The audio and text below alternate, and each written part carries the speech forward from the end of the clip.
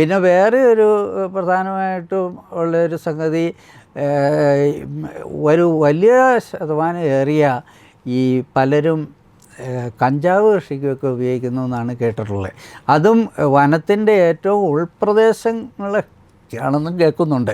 ഈ അധികാരികളുടെ ഒത്താശ കൂടാതെ ആ ഉൾപ്രദേശങ്ങളിൽ പോയി ആർക്കെങ്കിലും കഞ്ചാവ് കൃഷി ചെയ്യാൻ പറ്റും? അതിപ്പോൾ പൊതുവെ അറിയാവുന്ന ഒരു രഹസ്യമാണല്ലോ അത്. അതായത് കഞ്ചാവ് കൃഷി എന്തുകൊണ്ട് നടക്കുന്നു, ഇപ്പോൾ കഞ്ചാവ് തന്നെ എന്തുമാത്രം ഉൽപ്പാദിപ്പിക്കപ്പെടുന്നു, അത് എന്തുമാത്രം പരക്കപ്പെടുന്നു, അതൊക്കെ ഇപ്പോൾ നമ്മൾ കൂടുതൽ അതിൻ്റെ വാർത്തകൾ കേട്ടുകൊണ്ടിരിക്കുകയാണ്. അപ്പോൾ ഇതിനെല്ലാം ഒരു സാഹചര്യം നമ്മുടെ വനങ്ങളിലുണ്ട്, അല്ലെങ്കിൽ നമ്മുടെ വനത്തെ പറ്റിയുള്ള നമ്മുടെ നയം എന്തുമാത്രം വികലമാണ്, അല്ലെങ്കിൽ ഒരു കറപ്റ്റാണ്, അല്ലെങ്കിൽ അഴിമതി നിറഞ്ഞാണെന്നുള്ള ഒരു വസ്തുതയല്ലേ അതിൽ നമ്മൾ മനസ്സിലാക്കുന്നത്. പിന്നെ ഇതിലൂടെ ഒരു കാര്യം കൂടെ പറയാനുള്ളത്, ഈ എണ്ണം വർദ്ധിക്കുന്ന ഇപ്പം ഞാൻ ഇപ്പോൾ പറഞ്ഞത് വിസ്തീർണം, മൃഗങ്ങൾക്ക് കിട്ടാവുന്ന അതിന് അവിടെ ജീവിക്കാൻ ഉതകുന്ന വിസ്തീർണം കുറഞ്ഞതിൻ്റെ പറ്റിയാണ് ഇപ്പോൾ നമ്മൾ പറഞ്ഞത്. ഇനി അതിൻ്റെ എണ്ണം വർദ്ധിക്കുന്ന കാര്യം അതും വേറൊരു വിഷയമാണ്. അതായത് അതൊന്ന് നേരത്തെ പറഞ്ഞ പോലെയുള്ള ഈ മൃഗസംരക്ഷണ നിയമം, ഒരു മൃഗത്തെ പോലും കൊല്ലരുത് എന്ന് പറയുന്ന ആ നിയമം വന്നതോടുകൂടി തന്നെ മൃഗങ്ങളുടെ എണ്ണം വർദ്ധിക്കുന്നു. പിന്നെ അത് തന്നെ പെറ്റുപെരുകി, അതൊന്ന്.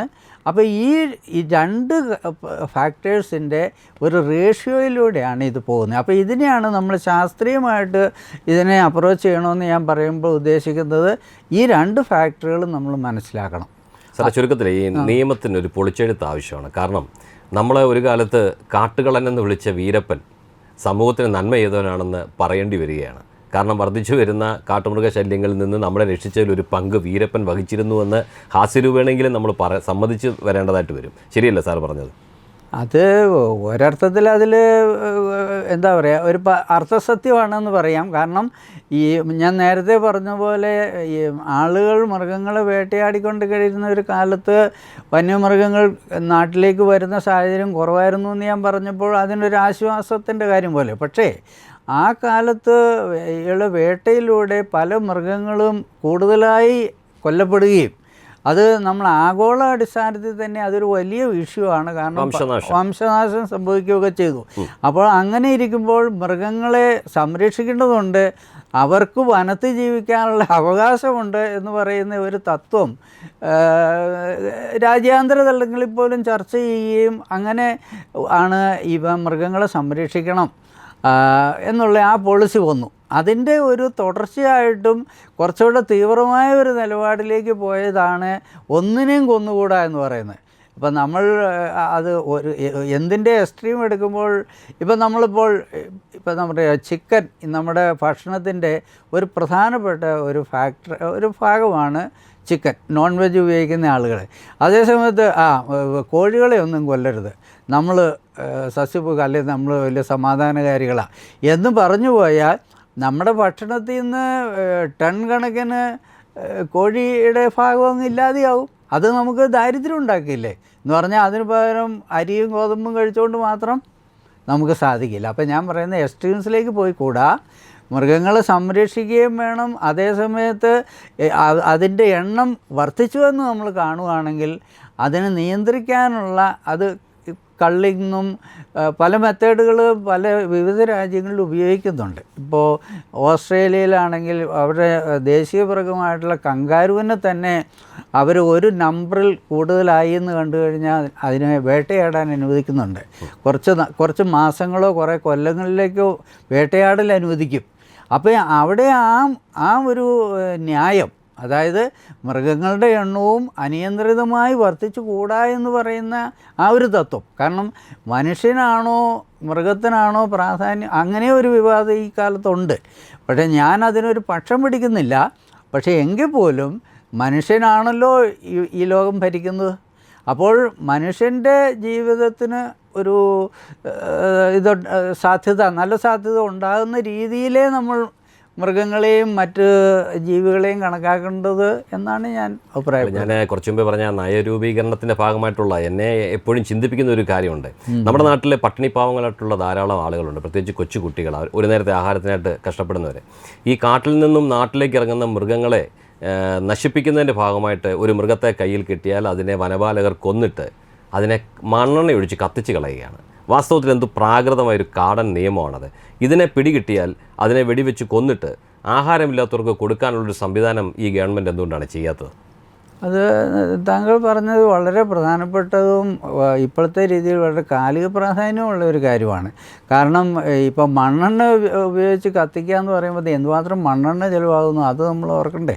അതുപോലെ തന്നെ നമ്മളുടെ ഇപ്പോൾ കാട്ടുപന്നിയാണെങ്കിൽ തന്നെ ആളുകൾക്ക് വിഭവമായിട്ട് ഭക്ഷണമായിട്ട് മാറേണ്ടതല്ലേ.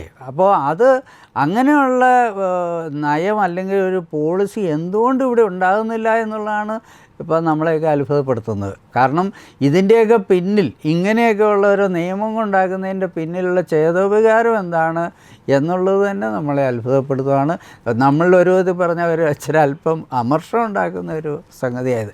അതൊക്കെ മാറാൻ ഉതകുന്ന ഒരു ചർച്ചയായിരിക്കണം ഇതെന്നാണ് നമ്മൾ ആഗ്രഹിക്കുന്നത്. അപ്പോൾ സാറിന് ഇത്രയും നാളത്തെ ദീർഘമായ പഠനങ്ങൾ, പുസ്തകമെഴുത്ത്, അങ്ങനെ ഒരു ചിന്തയുടെ ലോകത്തായിരുന്നു സാറ് വ്യാപരിച്ചുകൊണ്ടിരുന്നത്. അപ്പോൾ അങ്ങനെയാണെങ്കിൽ ഈ വിഷയത്തിൽ കാട്ടിൽ നിന്നുള്ള മൃഗങ്ങൾ നാട്ടിൽ വന്ന് മനുഷ്യരെ ബുദ്ധിമുട്ടിക്കുന്നു, കൊല്ലുന്നു, അവരുടെ ഉപജീവന മാർഗ്ഗങ്ങൾ നശിപ്പിച്ച് കളയുന്നു. ഇതിനൊക്കെ ഒരു പരിഹാരം എന്നോണം താങ്കൾക്ക് കഴിയുന്ന വിധത്തിൽ സർക്കാരിൻ്റെ മുമ്പിൽ സമർപ്പിക്കാൻ എന്തെങ്കിലും നിർദ്ദേശങ്ങളുണ്ടോ? ഞാൻ നിർദ്ദേശിക്കുന്ന അല്ലെങ്കിൽ പ്രത്യേകമായിട്ട് എടുത്തു പറയുന്ന ഒരു കാര്യം, ഇപ്പോൾ ഗവൺമെൻറ് തലത്തിൽ ചിന്തിക്കുന്ന കുറച്ച് പദ്ധതികളുണ്ട്. ഉദാഹരണമായിട്ട് കാടിൻ്റെ അരികിൽ കിടങ്ങ് ഒഴിക്കുക, അതായത് ആനയും മറ്റും വരാതിരിക്കാൻ വേണ്ടി കിടങ്ങ് ഒഴിക്കുക. പിന്നെ സോളാർ ഉപയോഗിച്ചുകൊണ്ടുള്ള വൈദ്യുതി കമ്പികൾ വലിക്കുക. പക്ഷേ ഇതൊന്നും എഫക്റ്റീവ് അല്ല എന്നുള്ള കാര്യം പലരും ചൂണ്ടിക്കാട്ടിയിട്ടുണ്ട്. അതായത് ആനയ്ക്ക് വേണമെങ്കിൽ എങ്ങനെയെങ്കിലുമൊക്കെ കടന്നു വരാൻ അതിന് സാധിക്കും, കമ്പികളെ പോലും കവച്ച് വെച്ച് കടന്നു വരാൻ അതിന് സാധിക്കുന്നുണ്ട്. പിന്നെ അതിൽ വരുന്ന നമുക്കുണ്ടാകുന്ന ചെലവുകളും പ്രായോഗികമായിട്ടുള്ള അതിൻ്റെ ഗുണങ്ങളും പരമാവധി കുറവാണ്. അതേ സമയത്ത് നമ്മുടെ ശ്രദ്ധ, ഗവൺമെൻറ്റിൻ്റെ ശ്രദ്ധ ഈ വനത്തിനുള്ളിൽ തന്നെ അവരുടെ ആവാസ വ്യവസ്ഥ നന്നാക്കാൻ വേണ്ടിയാണ് ശ്രമിക്കേണ്ടത്. അപ്പോൾ അതാണ് നേരത്തെ പറഞ്ഞ കുളങ്ങൾ ഉണ്ടാക്കുക, തടയണകൾ ഉണ്ടാക്കുക, ജലലഭ്യത കൂട്ടുക, പിന്നെ അവിടുത്തെ അധിനിവേശ സസ്യങ്ങളെയൊക്കെ വെട്ടി നശിപ്പിക്കുക, പ്ലാന്റേഷൻ പോലും ഒഴിവാക്കിക്കൊണ്ട് സ്വാഭാവിക വനം വളർത്തിയെടുക്കാനുള്ള പദ്ധതികൾ ഊർജിതമായിട്ട് നടപ്പാക്കുക. ഇങ്ങനെയൊക്കെ ചെയ്യുകയാണെങ്കിൽ ഒത്തിരി ആളുകൾക്ക് തൊഴിൽ കിട്ടുകയും ചെയ്യും. ഇപ്പം ആദിവാസികളും കർഷകരാണെങ്കിലും തൊഴിലില്ലാത്ത ആളുകൾക്കും മറ്റു പണിക്കാർക്കും ഇപ്പം ഈ വനത്തിൽ നടത്തുന്ന ഈ തരത്തിലുള്ള നിർമ്മാണ പ്രവർത്തനങ്ങൾക്ക് തൊഴിൽ കിട്ടുന്നുണ്ട്. അത് നമ്മൾ ആദ്യമായിട്ട് അതിനാണ് ഗവൺമെൻറ് പ്രാധാന്യം കൊടുക്കേണ്ടത്. അതോടുകൂടി ഞാൻ സൂചിപ്പിച്ച ഒരു കാര്യം, നമ്മൾ ശാസ്ത്രീയമായ പഠനങ്ങൾ വേണ്ടവിധത്തിൽ നടത്തുക. അതായത് സർവേ കാര്യങ്ങൾ ഗവൺമെൻറ് തലത്തിലും അതുപോലെ ഉത്തരവാദിത്തപ്പെട്ട ഏജൻസികൾ NGOകളും ഒക്കെ ആണെങ്കിലും അവർ നടത്തിക്കൊണ്ട് ഈ മൃഗങ്ങളുടെ ഓരോ വർഷത്തിലുള്ള എണ്ണം എത്രയായിരിക്കണം എന്നുള്ള അത് നമ്മൾ നേരത്തെ പറഞ്ഞ ആ ഒരു റേഷ്യോയും കൂടെ കണക്കാക്കിക്കൊണ്ടാണ് അന്ന് നിജപ്പെടുത്തണം. എന്നിട്ട് ആ നിജപ്പെടുത്തി അതിൽ കൂടുതൽ മൃഗങ്ങൾ ഉണ്ടാകാതിരിക്കത്തക്കവണ്ണം നമ്മൾ അതിനെ കൊല്ലുന്നതിനുള്ള, അത് കൊന്നും നമ്മുടെ ഭക്ഷണമാക്കാൻ പറ്റുന്ന ഭക്ഷണം ആകത്തക്ക രീതിയിൽ ആ ഒരു മെത്തേഡ് അത് മറ്റു രാജ്യങ്ങളിൽ പ്രായോഗികമായിട്ട് നടത്തുന്നതാണ്. അതിനോട് മുഖം തിരിഞ്ഞ് നിൽക്കുന്നത് വാസ്തവത്തിൽ നമ്മുടെ മനുഷ്യരോട് മുഖം തിരിഞ്ഞ് നിൽക്കുന്ന പോലുള്ള ഒരു സാഹചര്യമാണ് ഇപ്പോൾ വന്നിരിക്കുന്നത്. ഇപ്പോൾ ഇതാണ് പ്രധാനമായിട്ടും ഞാൻ ഉയർത്തിക്കാട്ടുന്നത്. അതായത് ഒന്ന്, വനപ്രദേശങ്ങളിൽ മൃഗങ്ങൾക്ക് ആവശ്യമായ പല നിർമ്മാണ പ്രവർത്തനങ്ങൾ ചെയ്യുക. പിന്നെ അവരുടെ നമ്പറുകൾ നമ്മൾ നിജപ്പെടുത്തിക്കൊണ്ട് ആവശ്യമുണ്ടെങ്കിൽ അവയെ കൊല്ലാനും കൂടെ അവസരം ഉണ്ടാക്കുക. അങ്ങനെ വരുമ്പോഴേ ഈ ഇപ്പോഴത്തെ രീതിയിൽ ബാലൻസ് മൃഗങ്ങൾക്ക് അനുകൂലമായിട്ടാണ് വന്നിരിക്കുന്നത്. ഇപ്പം മനുഷ്യൻ്റെ തട്ട് താഴെ മൃഗങ്ങൾക്കാണ് കൂടുതൽ പ്രജനനവും എണ്ണം കൂടാനും ഒക്കെയുള്ള സാധ്യത അവർക്ക്. അത് ഒരിക്കലും ശരിയല്ല. കേരളത്തിലെ ജനങ്ങൾ അനുഭവിക്കുന്ന വിവിധങ്ങളായ ജീവൽ പ്രശ്നങ്ങൾക്ക് പരിഹാരം കാണാൻ ഉത്തരവാദിത്തപ്പെട്ടവർ ശ്രമിക്കുന്നില്ല എന്നത് ഏറെ ഖേദകരമായ ഒരു വസ്തുതയാണ്. ജീവൽ പ്രധാനമായ ഈ വിഷയത്തിൽ അഭിപ്രായം പറയുന്നതിൽ നിന്നും മാറി നിന്നുകൊണ്ട് മത സാമുദായിക നേതാക്കന്മാരും വിദഗ്ധരായ അധ്യാപകരും സാംസ്കാരിക നായകരെന്ന് മേനി നടിക്കുന്നവരും നിരുത്തരവാദപരമായ അലംഭാവം ഇപ്പോഴും തുടരുന്നു. അസംഘടിതരായ ജനങ്ങളുടെ പ്രാഥമികമായ ആവശ്യങ്ങൾ പോലും നിറവേറ്റാനുള്ള പദ്ധതികൾ വിഭാവന ചെയ്യാൻ നാട്ടിൽ ആരുമില്ല എന്ന സ്ഥിതിയാണ്. വെള്ളവും ഭക്ഷണവും അന്വേഷിച്ച് കാടിറങ്ങി വരുന്ന മൃഗങ്ങളെ തടയാൻ കിടങ്ങുകൾ കുഴിക്കുകയോ വൈദ്യുത കമ്പിവേലികൾ നിർമ്മിക്കുകയോ അല്ല ചെയ്യേണ്ടത്. മറിച്ച് കാട്ടിൽ തടയണ കെട്ടിക്കൊടുത്ത് കുളങ്ങൾ കുഴിച്ച് വനത്തെ സംരക്ഷിച്ച് മൃഗങ്ങൾക്ക് ആവശ്യമായ ജലലഭ്യത ഉറപ്പാക്കി കൊടുത്താൽ ഒരു പരിധിവരെ വനാതിർത്തികളിൽ താമസിക്കുന്ന വിലപ്പെട്ട ജീവനുകളെ നമുക്ക് സംരക്ഷിക്കാനാവും. അല്ലാതെ കാലങ്ങളായി കാട്ടുന്ന തൊലിപ്പുറത്ത് നടത്തുന്ന ചികിത്സ കൊണ്ട് ഈ വിഷയത്തിന് പരിഹാരം കാണാമെന്ന് വെറും വ്യാമോഹം മാത്രമാണ്. അധികാരികളുടെ കണ്ണു തുറക്കട്ടെ എന്ന പ്രതീക്ഷയിൽ നിർത്തുന്നു. നന്ദി, നമസ്കാരം.